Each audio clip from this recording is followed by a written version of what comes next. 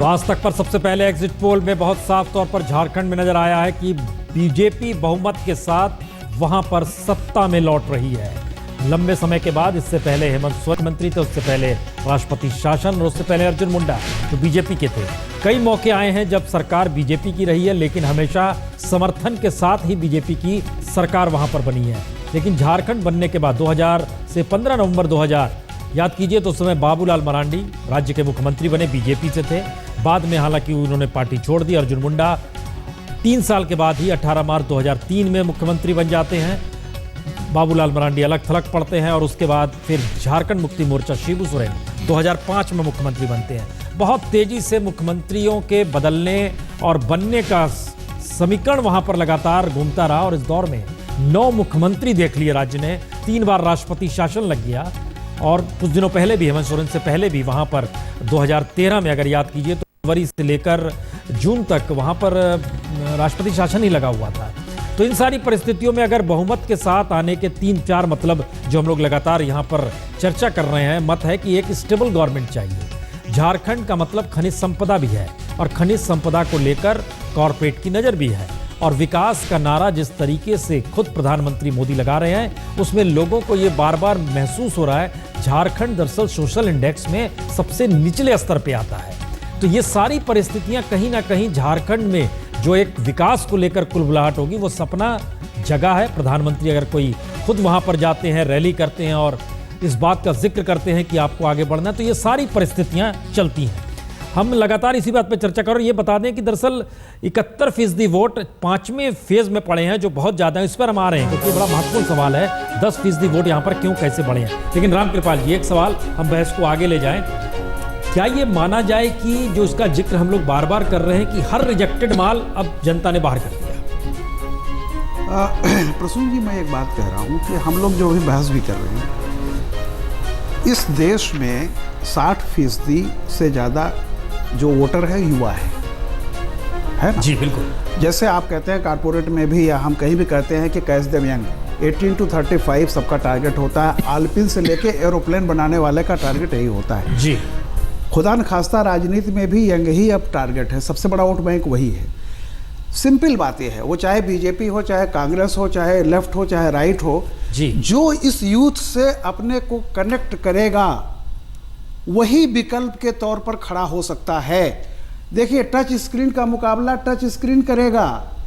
आप लैंडलाइन घर से निकाल करके अपने बेटे को देंगे कि भाई तू मोबाइल फ़ोन मत ले, टच स्क्रीन मत ले, एप्पल मत ले, नोकिया मत ले, ये ले ले, लैंडलाइन से काम चला ले, कोई नहीं सुनने वाला है। सवाल इस बात का है कि क्या जो बाकी पार्टीज़ हैं, जैसे अभी आने वाले समय में भी, नहीं, बस एक ही सेंटेंस और कहूँगा कि देखिए, अभी भी जो लोग आज बीजेपी और सोकाल मोदी का विरोध कर रहे हैं, वे उनके अंदर कहीं न कहीं ये बात है कि 1/3 धार्मिकता, 1/3 क्षेत्रीयता, 1/3 जातीयता, ये हम मिला लेंगे तो इसका मुकाबला कर लेंगे।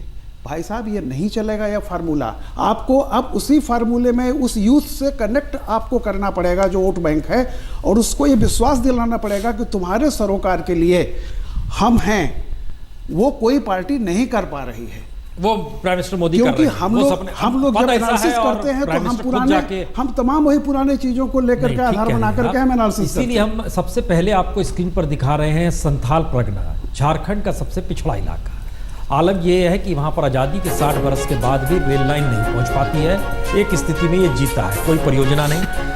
स्वास्थ्य शिक्षा क्षेत्र में बेहद पिछड़ा हुआ। संथाल परगना में बीजेपी के हक में 41% वोट और झारखंड मुक्ति मोर्चा के हिस्से में 33। झारखंड मुक्ति मोर्चा दुमका का वो इलाका जहाँ से शिबू सोरेन चुनाव लड़ते हैं, गोड्डा का वो इलाका, ये सारी चीज़ें बतलाती हैं कि किस तरीके से बीजेपी के सपने यहाँ भी कहीं ना कहीं वोटरों के साथ जुड़े हैं। संजय जी, हम यहाँ पर आपसे जरा एक चीज़ जोड़ना चाहेंगे। आज जो वोटिंग हुई है, 71% वोटिंग हुई है, वो संथाल परगना के इलाके में ही वोटिंग हुई है। ये वोटिंग का बढ़ना, ये किस बात के संकेत है? मुझे लगता है कि जिस तरह से यहाँ पे तकरीबन 10% बढ़ोतरी हुई है वोटिंग में, अगर आप 2009 से इसकी तुलना करें तो, और मुझे लगता है ये एक बड़ा संकेत परिवर्तन की ओर देता है। मुझे लगता है इस इलाके के मतदाता जो पारंपरिक तौर पे जीएमएम के साथ जुड़े रहे हैं, पिछले चुनाव में भी जेएमएम की 18 सीटों में से 10 सीटें उनको इस इलाके से मिली थी और इस इलाके में उन्हें तकरीबन 25% वोट मिले थे, 26-27% वोट।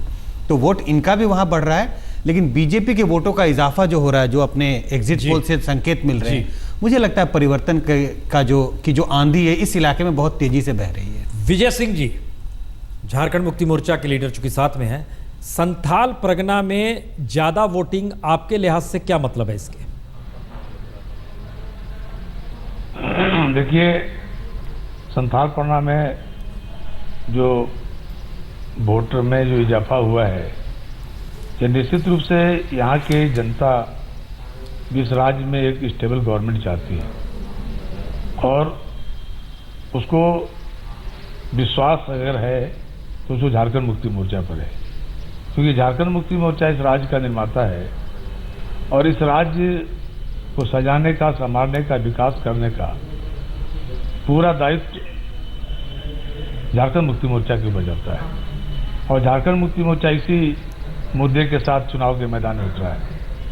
मुझे पूर्ण विश्वास है कि झारखंड में झारखंड मुक्ति मोर्चा की सरकार बनेगी। ओके, नहीं ये तो आप बार बार कह रहे हैं। श्यामल सिंह जी, संथाल परगना में ज्यादा वोटिंग के संकेत किस दिशा में ले जाते हैं? परिवर्तन के लिए या फिर परिवर्तन ना हो और जो सत्ता है उसी के लिए?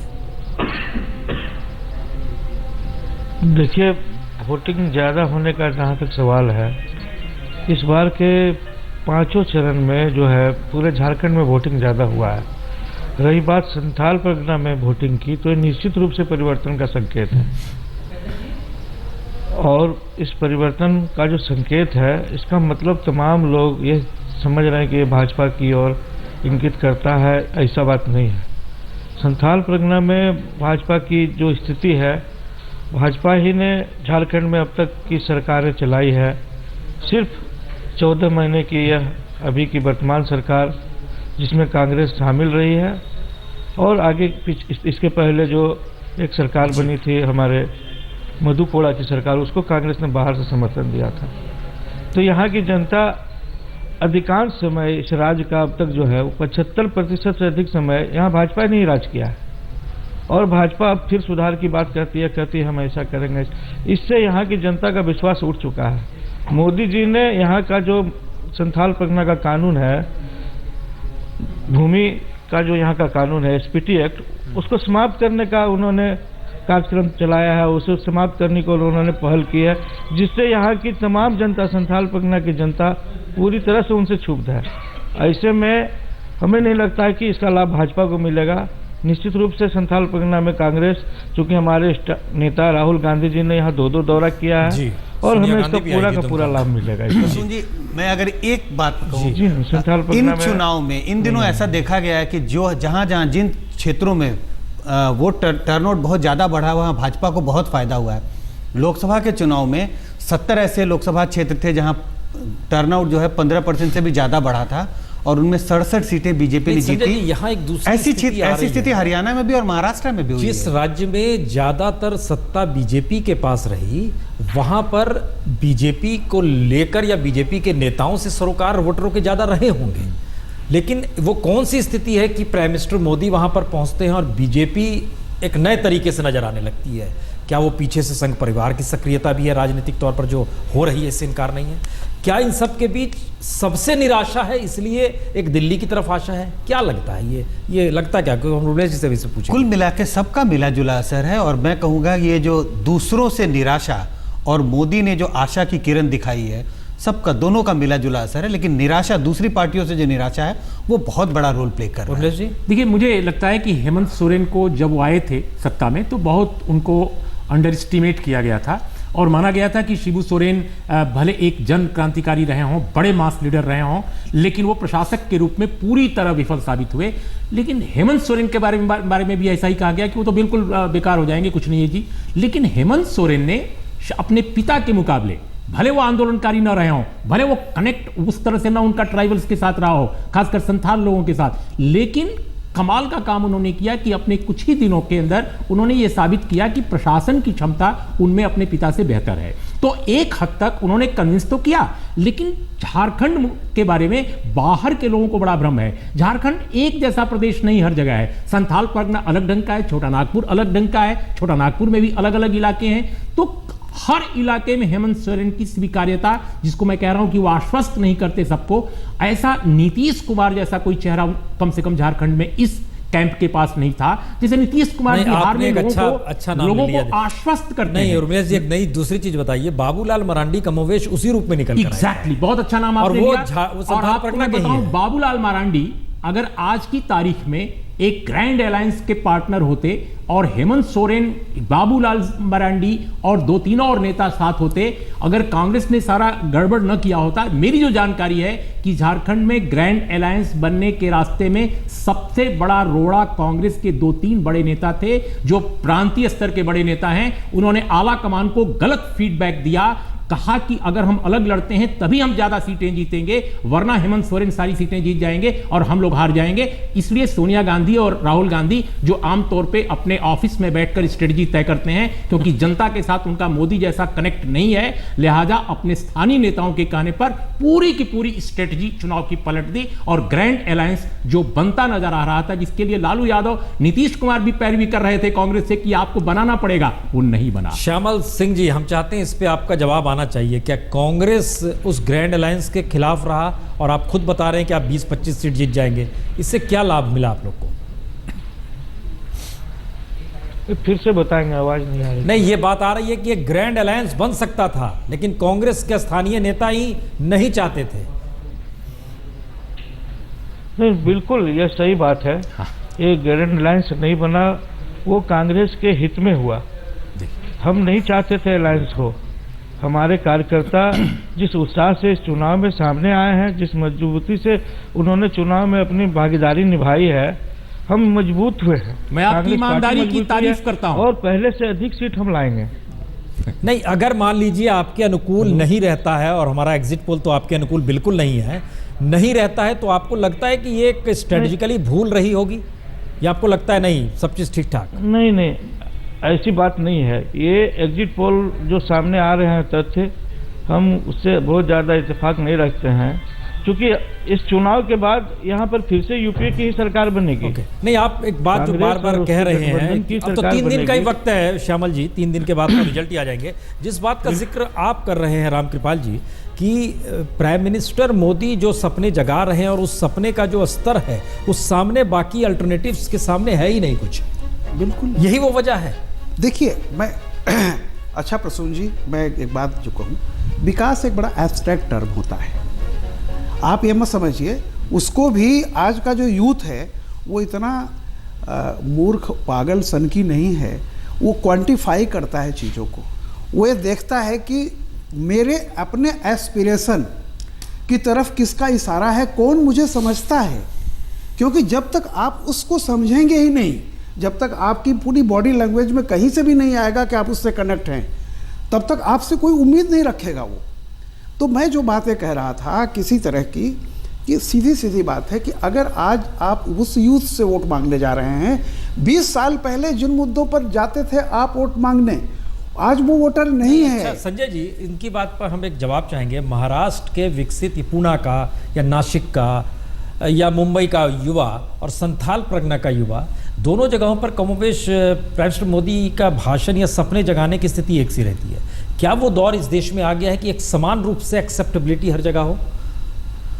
समान रूप से तो एक्सेप्टेबिलिटी नहीं है। ये निश्चित रूप से मोदी की एक्सेप्टेबिलिटी दूसरे नेताओं से बहुत ज़्यादा है, लेकिन अगर आप उनमें भी असमानता है। जो सपने को जगाने का जिक्र जो दूसरों के पास नहीं है कनेक्ट करने के लिए। जी नहीं, उसमें भी असमानता है।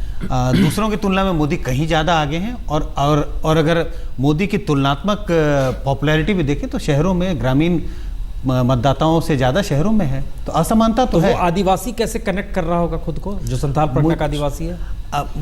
देखिए, एक तो पार्टी का, मेरे समझ से जिस तरह का कार्यकाल रहा है 1.5 साल का कांग्रेस और जेएमएम का, उसमें कोई ऐसी कोई चीज निकल के नहीं आई, सरकार ने ऐसा आप जो कुछ कह रहे किया हैं नहीं। उससे तो निराशा ज्यादा है। हमें झारखंड में बहुमत और इन सब के बीच 71% वोटिंग संथाल परगना में। संथाल परगना वाले इलाके में भी बीजेपी 41% वोट। हम इसका दूसरा हिस्से पर अब आते हैं, उत्तर झारखंड का इलाका, वहां की क्या स्थिति है। नॉर्थ झारखंड जो है वहां पर भी बीजेपी सबसे ज्यादा, उसके आंकड़े हम आपको स्क्रीन पर दिखाने की कोशिश कर रहे हैं। 28% बीजेपी के हक में है। उसके बाद वहां पर कांग्रेस है 18% कांग्रेस के पास है वोटिंग। ये तो हम आपको एग्जिट पोल के सीट ही लगातार दिखला रहे हैं, लेकिन हम ये अब आपको दिखाना चाह रहे हैं कि झारखंड को अगर अलग अलग हिस्सों में भी देखा जाए तो भी क्या स्थिति बनती है। उसमें उत्तर झारखंड की स्थिति में बीजेपी 28% वोट मिल रहे हैं, कांग्रेस को 18%, झारखंड मुक्ति मोर्चा को 14%, ये आपके स्क्रीन पर है, और 11% जेएमएम को और 29% अन्य को। इसमें भी बीजेपी सबसे आगे 28% के साथ है। ये संकेत बता रहे हैं कि बीजेपी एक मजबूत, और उत्तर पश्चिम झारखंड ये देखिए इसमें जबरदस्त है, ये 60% बीजेपी के हक में, और यहाँ पर कोई दूसरी पार्टी आपको नजर नहीं आएगी कि इसका मतलब है कि उत्तर पश्चिम की सभी सीटों पर बीजेपी जीत रही है। ये एक मैसेज है नया तरह का कि कांग्रेस, सोचिए जमानत जब्त हो रही है, 16% वोट है, 8% जेएमएम का है, जेवीएम का 1% वोट है, 13 अन्य है। तो उत्तर पश्चिम झारखंड में सबसे ज्यादा ही नहीं बल्कि बम्पर तरीके से बीजेपी के हक में वोट पड़ रहे हैं। और दक्षिणी, खासतौर से दक्षिणी झारखंड का इलाका, खनिज संपदा से भरपूर जो पूरा इलाका जो है, वहां पर देखिए 39% बीजेपी के हक में, 28% झारखंड मुक्ति मोर्चा के हक में, 14% कांग्रेस के हक में, और 5% जेवीएम यानी बाबूलाल मरांडी की पार्टी है, और 14% अन्य के हिस्से में। ये सारे समीकरण क्या दिखलाते हैं कि अक्रॉस द, माने पूरे झारखंड में, झारखंड को भी अगर आप एक हिसाब से जमशेदपुर, बोकारो इस लिहाज से अगर विकसित तौर पे मांगते हैं, दूसरी तरफ पलामू का इलाका, एक तरफ मानते हैं कि संथाल परगना का इलाका, लेकिन इन सभी जगहों पर अगर बीजेपी एक साथ आगे बढ़ रही है तो ये कमाल क्यों हो रहा है। झारखंड में चाहे वो उत्तर झारखंड हो, उत्तर पश्चिम झारखंड हो, संथाल परगना का इलाका हो, दक्षिणी झारखंड का इलाका हो, बीजेपी वोट पाने के हिसाब से सबसे ज्यादा टॉप पर, और खासतौर से उत्तर पश्चिम झारखंड में तो 60% वोट उसके हक में आ रहे हैं। सुधांशु त्रिवेदी जी, जो एग्जिट पोल है वो ना सिर्फ बहुमत दे रहा है बीजेपी को, बल्कि आदिवासी बहुल इलाके से लेकर शहरी और विकसित इलाके, जिसको आप जमशेदपुर का इलाका मानिए, रांची में मानिए, वहां उस इलाकों में भी बीजेपी बहुत आगे है झारखंड मुक्ति मोर्चा से। तो क्या ये छत्रपों के खत्म होने का वक्त है, या फिर दिल्ली में बीजेपी की सरकार है, अब उसके नए रिफ्लेक्शंस झारखंड जैसे छोटी जगहों पर भी नजर आ रहे हैं? देखिए प्रसून जी, इसको मैं दो तरीके से देखता हूं। एक तो अभी आपने दिखाया कि झारखंड के भिन्न भिन्न क्षेत्र, उत्तर पश्चिम, उत्तर और छोटा नागपुर जैसे इलाकों में सभी जगह भारतीय जनता पार्टी प्रभावी रूप से दूसरे दलों से काफी आगे है।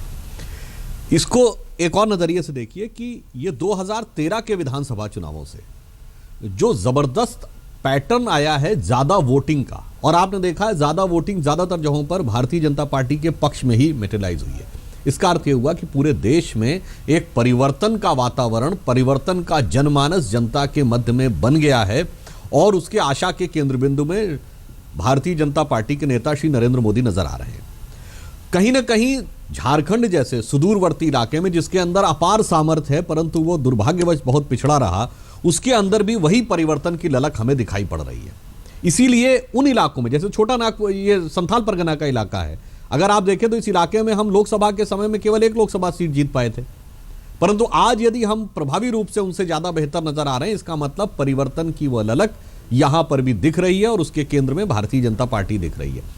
हम कोई क्षेत्रीय छत्रपों की समाप्ति वाला विषय नहीं कह रहे हैं, हम सिर्फ ये कह रहे हैं कि आज 21वीं सदी में जब देश बदल रहा है, देश के युवा की सोच बदल रही है, तो वह ये देख रहा है कि विकास के साथ, राष्ट्रीय स्वाभिमान के साथ प्रदेश और देश को आगे ले जाने की सामर्थ्य किसमें है। वो जिसमें भी है उसी के साथ वो देश का जनमानस खड़ा होगा। और आप स्वयं सोच लीजिए, इतनी ज्यादा पोलिंग यदि हुई है, बेहतर पोलिंग हुई है, तो ये कोई उस पुराने उस अनुभव को दोहराने के लिए तो हुई नहीं होगी कि संजय निरुपम जी ने ये कहा कि हमारे लिए गलती थी हेमंत सोरेन को मुख्यमंत्री बनाना, और उसके बाद भी सरकार में शामिल भी रहे। तो ऑब्वियसली उस ढंग की गलतियों को दोहराने के लिए तो नहीं होगी, एक परिवर्तन, व्यापक परिवर्तन के लिए हुई। इसलिए मैं इसको सिर्फ इसी दृष्टि से